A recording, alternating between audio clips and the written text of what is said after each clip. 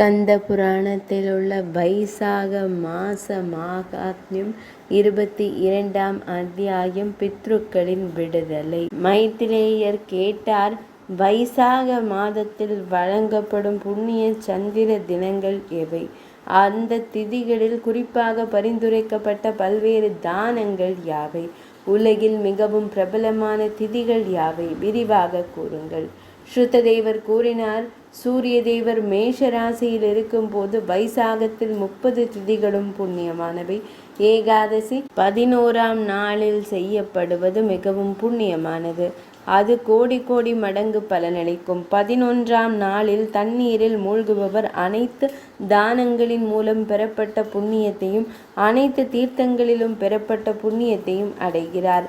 புனித நீராடல், தானம், தனம், தவம், ஹோமம், தெய்வ வழிபாடு, நல்ல புனித சடங்குகள் மற்றும் கதையை கேட்பது, இவை அனைத்தும் உடனடியாக முக்தியை அளிக்கின்றன.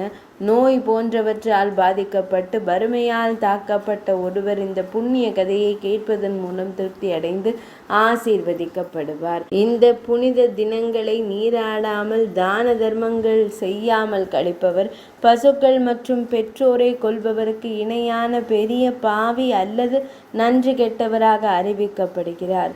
நீர்த்தேக்கங்கள் நம் கைக்கு எட்டக்கூடியவை. நம் உடல் நம் கட்டுப்பாட்டில் உள்ளது. மாதவம் என்பது மனதளவில் சேவை செய்யப்பட வேண்டும். நேரம் மிகவும் நல்ல குணங்களுடன் மிகவும் சிறந்தது. பக்தியுள்ள மனிதர்கள், கருணையால் நிறைந்தவர்கள். அப்படியானால் மாதவருக்கு வைசாக மாதத்திற்கு சேவை செய்பவர் யார்? வைசாகத்தில் புனித சடங்குகளை ஏழைகள், பணக்காரர்கள், முடவர்கள், பார்வையற்றவர்கள், அன்னகர்கள், வைதவ்யமுடையவர்கள், ஆண்கள், பெண்கள், இளம் வயதினர்கள், இளைஞர்கள், முதியவர்கள் மற்றும் நோயால் பாதிக்கப்பட்டவர் ஆகியோர் மிக எளிதாக செய்யலாம். இந்த மாத தொடக்கத்தில் இந்த அனைத்து மங்களகரமான சடங்குகளையும் செய்யுங்கள். இதற்கு யார் முயற்சி செய்ய மாட்டார்கள்? அந்த மனிதனை விட மங்களகரமானவர் யார்? இந்த எளிதான சடங்குகளை செய்யாதவர் ஒரு கீழ்த்தரமான மனிதர். நரகம் அவருக்கு எளிதில் சென்றடையும் என்பதில் எந்த ஐயமும் இல்லை. அந்த மாதத்தில் உள்ள அனைத்து பாவங்களையும் நீக்கும் மிகச்சிறந்த திதியை இப்போது நான் குறிப்பிடுகிறேன். தயிரிலிருந்து எடுக்கப்படும் வெண்ணெய் போன்ற சாரத்தை நான் குறிப்பிடுகிறேன். மிகவும் புண்ணியமான சைத்திர மாதத்தில், அதாவது சூரிய தேவர் மேஷ ராசியில் இருக்கும் போது திதிக்கு நானே தெய்வமாக அமாவாசை நாள் உள்ளது. இது பாவங்களை அழிக்கும். இது கோடிக்கணக்கான கையைகளில் நன்மையை தரக்கூடியது. இது தொடர்பாக பித்ருக்கள் குறித்த ஒரு பழங்கால கதை ஒன்று கேட்கப்படுகிறது. அரசரே, சாவர்ணி பூமியை ஆண்ட போது அப்போது நடந்த அந்த நல்ல கதையை கேளுங்கள். எல்லா தர்மங்களும் இல்லாத 30வது கலியுகத்தின் முடிவில் ஆனர்த்த தேசத்தில் தர்மவர்ணன் என்று அழைக்கப்படும் ஒரு குறிப்பிட்ட பிராமணர் இருந்தார். அதே கலியுகத்தின் முதல் காலாண்டில் மக்கள் பாவங்களில் மூழ்கி இருப்பதை முனிவர் ஏற்கனவே கவனித்திருந்தார். அரசரே, வெவ்வேறு சாதிகளுக்கு நிர்ணயிக்கப்பட்ட தர்மங்கள் இல்லாத கலியுகத்தில் அந்த நேரத்தில் ஒரு முறை அவர் புஷ்கரத்தின் புனித இடத்திற்கு சென்றார். அங்கு மௌன விரதத்தை கடைபிடிப்பதன் மூலம் மௌன விரதத்தையே கடைபிடித்தார். முனிவர்கள் வேத பூர்வ தலைப்புகளில் ஒரு சொற்பொழிவை நடத்தினர். புனித சடங்குகளை தெய்வத்தில் பழக்கப்பட்ட சிலர் கலியுகத்தை புகழ்ந்தனர். கிருத்தயுகத்தில் ஒரு வருடத்தில் அடையக்கூடிய மாதவ சாந்தி புண்ணியத்தை திரேதா யுகத்தில் ஒரு மாதத்திலும் துவாபர யுகத்தில் ஒரு 15 வாரத்திலும் அடையலாம். கலியுகத்தில் பகவான் ஸ்ரீ மகாவிஷ்ணுவை நினைவு கூர்வதன் மூலம் 10 மடங்கு அந்த புண்ணியத்தை அடைய முடியும். கலியுகத்தில் ஒரு சிறிய புண்ணியமும் கூட கோடி மடங்கு பலனை தரும். கருணையும் புண்ணியமும் இல்லாத தானங்களும் பிற புனித சடங்குகளும் இல்லாத கலியுகத்தில் பகவான் ஸ்ரீஹரியின் நாமத்தை ஒரு முறை மட்டும் கூறிவிட்டு கருணை காண்பித்து தானம் செய்பவன் நிச்சயமாக உயர்ந்த உலகங்களுக்கு செல்வான். பஞ்ச காலத்தில் உணவு கொடுப்பவனும் அவ்வாறே. இந்த விஷயம் இப்படி விவாதிக்கப்பட்டு கொண்டிருக்கும் போது நாரத முனிவர் அங்கு வந்தார். ஒரு கையால் தனது ஆண்குறியையும் மறு கையால் நாக்கையும் பிடித்து கொண்டு பைத்தியக்காரனை போல சிரிக்கத் தொடங்கினார். அந்த சிறந்த முனிவரும் நடனமாடத் தொடங்கினார். சபையில் இருந்தவர்கள் அவரிடம், நாரத முனிவரே, இது என்ன என்று கேட்டார்கள். அந்த மிகவும் புத்திசாலி முனிவர் அவர்கள் அனைவருக்கும் பதிலளித்தார். தொடர்ந்து நடனமாடி சிரித்தார். இன்பத்தின் காரணமாக உங்களை புனிதப்படுத்திய உங்களால் இது குறிப்பிடப்பட்டுள்ளது. உங்கள் சொந்த ஆன்மாக்களும் நடனமாடும் ஆன்மாக்களும், இதில் எந்த ஐயமும் இல்லை. நாம் அனைவரும் உணர்ந்த ஆன்மாக்கள். புண்ணிய கலி வந்திருக்கிறாள், அது உண்மைதான். மிக குறைந்த அளவிலேயே அதிகம் சாதிக்கப்படுகிறது என்பதில் எந்த ஐயமும் இல்லை. பலியை அளிப்பவரான கேசவரை நினைவு கூர்வதன் மூலம் நாம் அவரை மகிழ்ச்சியடைய செய்யலாம். இருப்பினும் அன்பான மகன்களே, 2 விஷயங்களை நிச்சயமாக சாதிக்க இயலாது என்பதை நான் தங்களுக்கு கூற வேண்டும். அதாவது ஆண்குறியை, அதாவது உடல் இச்சை உள்ளுணர்வை கட்டுப்படுத்தி நாக்கை நிரந்தரமாக சரிபார்க்கவும். இவை 2ம் ஒருவரின் கட்டுப்பாட்டு இருந்தால் அவர் ஜனார்த்தனராக மாறுவார். எனவே கலியுகம் வரும் நேரத்தில் நீங்கள் அனைவரும் இங்கே தங்கக்கூடாது. இந்த மதவெறி கொண்ட பாரதத்தை விட்டுவிட்டு உங்கள் மனம் மகிழ்ச்சி அடையும் வேறு எந்த இடத்திற்கும் உங்கள் விருப்பப்படி செல்லுங்கள். அவரது இந்த வார்த்தைகளை கேட்டதும் புனித சடங்குகளின் மரியாதைக்குரிய முனிவர்கள் சத்திரத்தை முடித்துவிட்டு தங்கள் விருப்பப்படி சென்றனர். அவற்றை கேட்டதும் தர்மவர்ணனும் நாட்டை கைவிட விரும்பினான். கலியுகத்தில் நடந்த குற்றங்களை ஆராய்வதற்காக அவர் அதிகரித்த பிரகாசத்திற்கு வழிவகுக்கும் புனித சடங்குகளை கடைபிடித்தார்.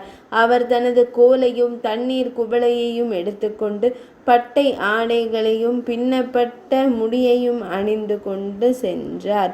மனம் ஆச்சரியத்தால் வியந்து கொடூரமான மனிதர்களும் கொடூரமான முரடர்களும் பாவ செயல்களில் ஈடுபடுவதை கண்டார்.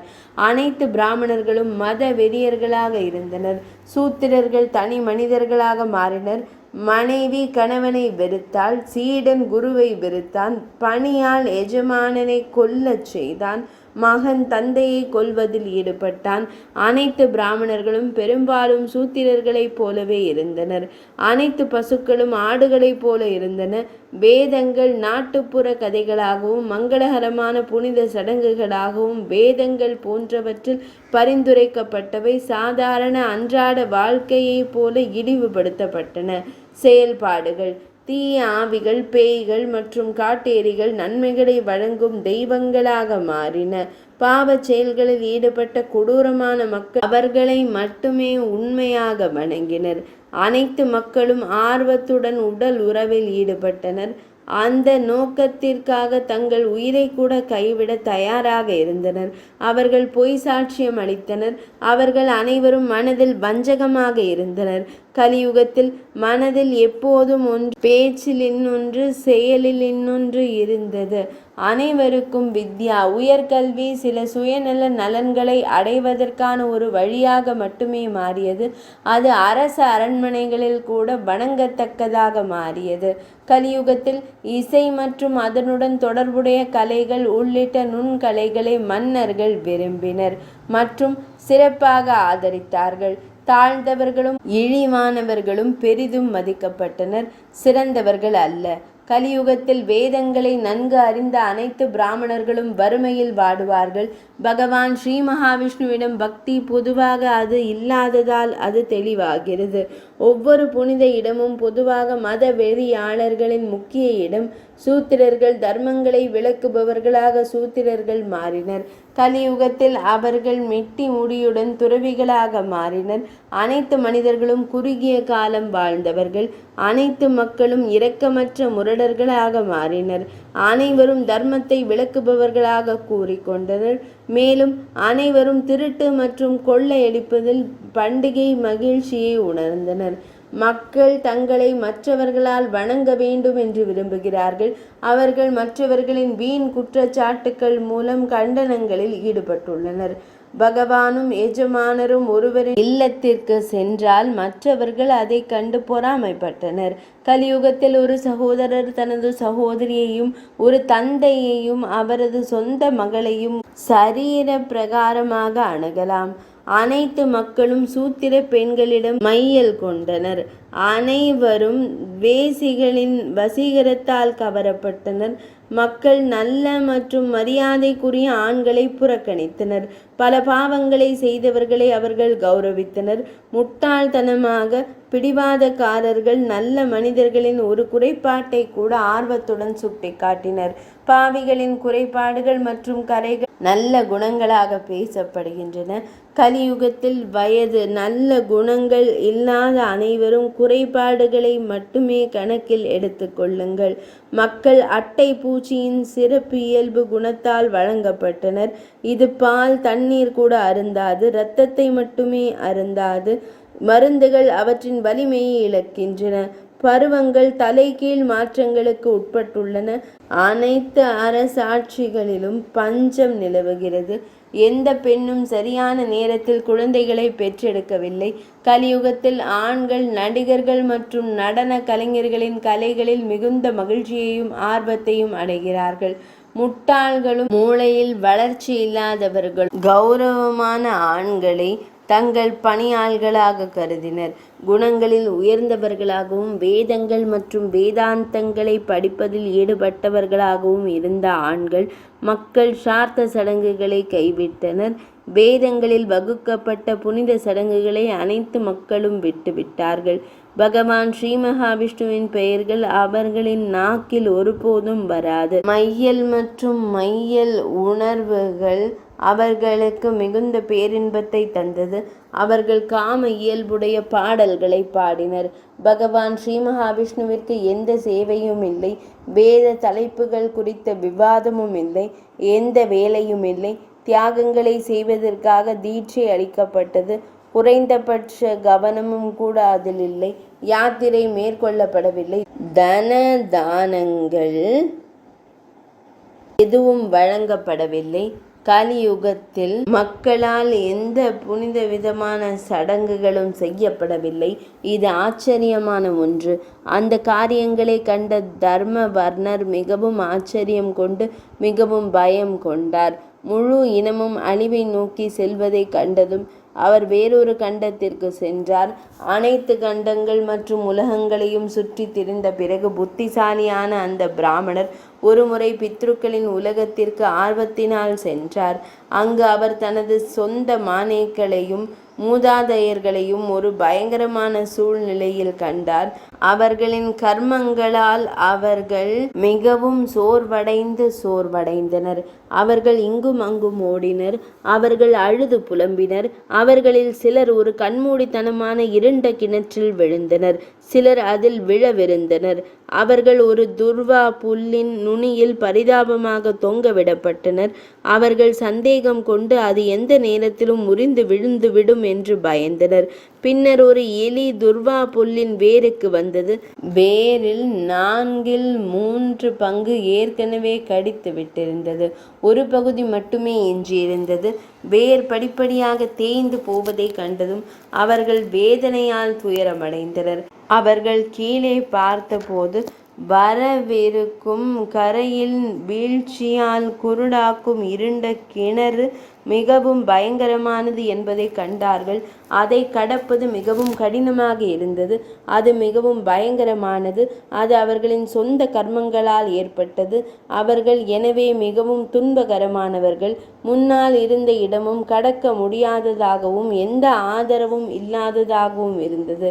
அவர்களை கண்டதும் கருணையுள்ள பிராமணர் ஆச்சரியம் கொண்டு இந்த வார்த்தைகளை கூறினார். நீங்கள் யாராக இருக்கலாம்? நீங்கள் இதில் விழுந்த அந்த கடக்க முடியாத கர்மா என்ன? நீங்கள் யாருடைய கோத்திரத்தில் பிறந்தீர்கள்? உங்களுக்கு எப்படி ஒரு உறுதியான விடுதலை கிடைக்கும்? இதை கூறுங்கள், அது உங்கள் நலனுக்கு உகந்ததாக இருக்கும். இவ்வாறு கூறப்பட்டவுடன் அந்த மானியர் அந்த வார்த்தைகளால் மிகவும் துன்பமடைந்தார். தர்மத்தையும் ஸ்ருதிகளையும் மற்ற அனைத்தையும் விட முன்னிறுத்திய அவர்கள் அவனிடம் பரிதாபகரமான துணியிலும் வார்த்தைகளிலும் பேசினார்கள். மானியர் கூறினார்கள், நாங்கள் ஸ்ரீவத்ச கோத்திரத்தை சேர்ந்தவர்கள். பூமியில் எங்களுக்கு கிட்டத்தட்ட சந்ததி இல்லை. பிண்டங்கள், அரிசி, பந்து, பிரசாதம் மற்றும் ஸ்ரார்த்த சடங்குகள் எங்களுக்கு மறுக்கப்படுகின்றன. ஆகையால் நாங்கள் வெந்து வேதனைப்படுகிறோம். இந்த கலியுகத்தில் எங்கள் இனம் சந்ததி அற்றதாக மாறியது பாவங்களாலேயே. இனம் அழிந்து விட்டதால் பிண்டங்களை நமக்கு கொடுக்க யாரும் இல்லை. ஆகையால் சந்ததி இல்லாத துர்தரர்களான நாங்கள் குருடாக்கும் இருண்ட கிணற்றில் விழப்போகிறோம். எங்கள் இனத்தில் ஒரே ஒருவன் மட்டுமே இருக்கிறான், தர்மவர்ணன், பெரும் புகழ் பெற்றவன். ஆனால் அவன் உலக விவகாரங்களில் பற்றற்றவன். அவன் திருமணமாகாதவன். அவன் ஒரு இல்லற வாழ்க்கையை ஏற்றுக்கொள்ளவில்லை. இந்த ஒற்றை சந்ததிக்கு நன்றி. துர்பா புல்லின் ஒற்றை கத்தியால் ஆதரிக்கப்பட்டு எப்படியோ நாம் நிலைத்து நிற்கிறோம். அவனுக்கு சந்ததி இல்லாததால் எலி அதன் வேரை தினமும் கடிக்கிறது. ஒரு புல் கத்தி மட்டுமே எஞ்சியிருப்பதால் ஒரு துண்டு புல் மீதமுள்ளது. ஐயா, அதை எலி எப்படி கடிக்கிறது என்று பாருங்கள். அன்பானவரே, தன் வாழ்வின் முடிவில் மீதமுள்ள புல்லையும் எலி எடுத்து செல்லும். அதன் பின் நாம் கடக்க முடியாத கிணற்றின் குருட்டுத்தனமான இருளில் விழ வேண்டும். எனவே பூமிக்கு சென்று ஒரு இல்லறத்தாரின் வாழ்க்கையை வெறுக்கும் முனிவரான தர்மவர்ணர், அவரது கருணைக்கு நாம் தகுதியானவர்கள் என்பதால் எங்கள் வார்த்தைகள் மூலம் அவருக்கு அறிவூட்டுங்கள். உங்கள் மூதாதையர்கள் மிகவும் வேதனை அடைந்துள்ளனர். அவர்கள் நரகத்தில் விழுந்து விட்டார்கள். அவர்கள் ஒரு துர்வாகத்தியால் தொங்கவிடப்பட்டு படுகுழியில் கடக்க முடியாத குருடாக்கும் இருளில் விழவிருப்பதை நான் கண்டேன். அந்த துர்வா இந்த குடும்பத்தின் அடையாளமாகும். முனிவரே, ஏலி என்பது காலம். அது தினமும் அதன் வேரை கடிக்கிறது. குடும்பம் படிப்படியாக அழிவை நோக்கி செல்கிறது.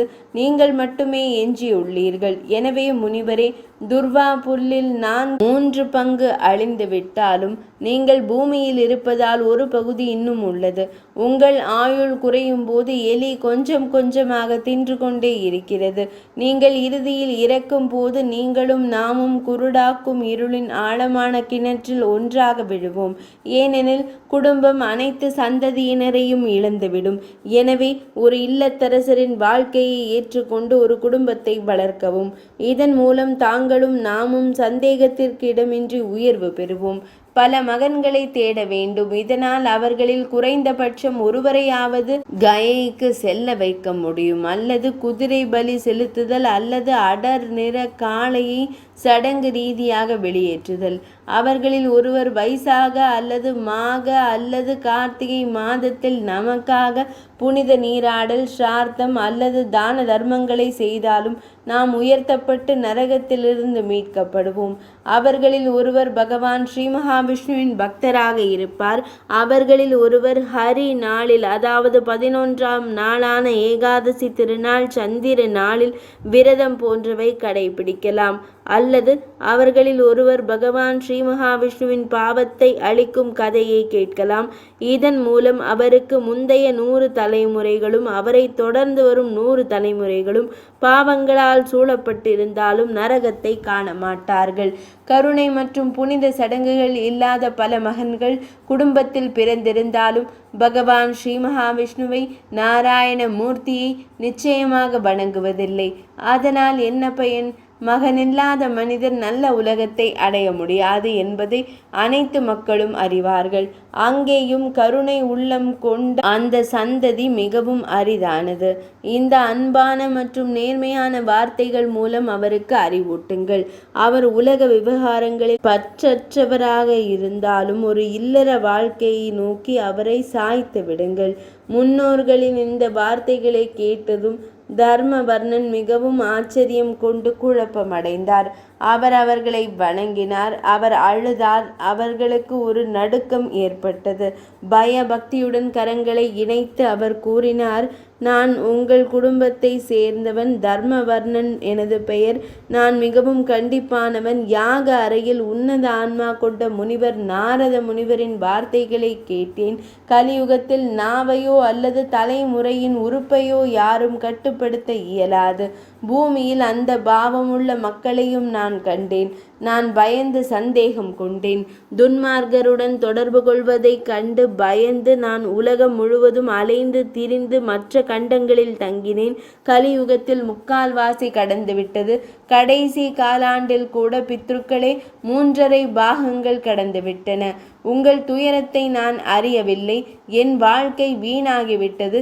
நான் போராக இருந்த குடும்பத்தின் பித்ருக்களுக்கு என் கடன்களை நான் செலுத்தவில்லை.